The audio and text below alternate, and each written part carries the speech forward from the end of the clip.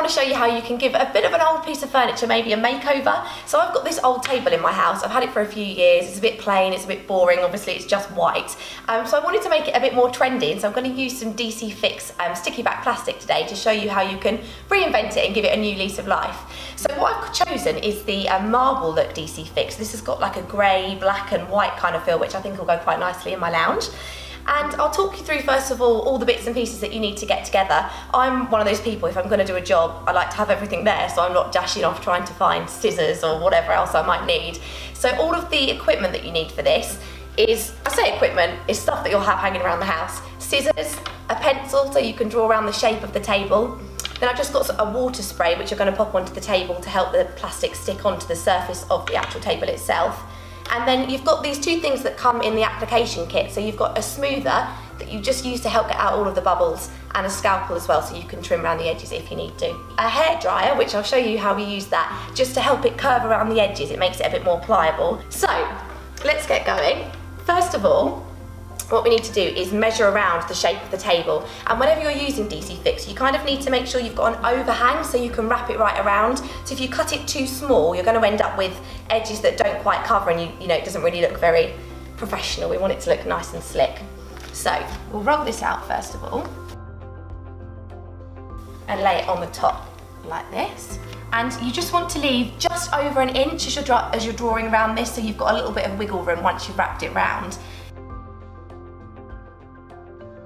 It doesn't matter if you've got a little bit more at some points and a little bit less at others, because you're going to end up cutting this away. Okay, so now what you're going to do is just grab your scissors and we're going to start trimming it out so you've got the exact circle to work with. And then you can get rid of the roll as well so you haven't got that excess bulk hanging around. So just going to trim in like that. You can turn the table back around. Sprigs of water. We're going to start peeling it back and sticking it on. You need to make sure once you're peeling it back that you've still got enough room on all of those edges. You just start peeling that back there. And then what you almost want to do is lift it up the other way, and just so you can be pulling the plastic back towards you. And this is where your smoother comes in. So you want to make sure you use the black side. That's just got like a felt covering on there, so it stops it. If you use the red side, you could get some little scratches. So just remember that's the side that goes in your hand. And then as you're sticking it down, you can use that smoother to just push any air bubbles towards the side. And if you get a little crease like this, I don't know if you can see there, the best thing to do if it's more of a, almost like a fold in the paper, is to just slightly pull it back. It won't have fully stuck at this point, so you can just do that and do it again. Okay, this is the fun bit now, so you can get the hairdryer out. And what this does, as we're going to apply some heat, because it's a curved surface, it just makes it a bit more pliable. You can almost watch the sticky back plastic change. It becomes a bit more stretchy, it has a bit more give to it. So I'll start here, and you just want to turn the hairdryer on, and you do need to hold it for a couple of seconds just so it starts to heat up, and then you can start to just sort of ease the sticky back plastic underneath the table itself.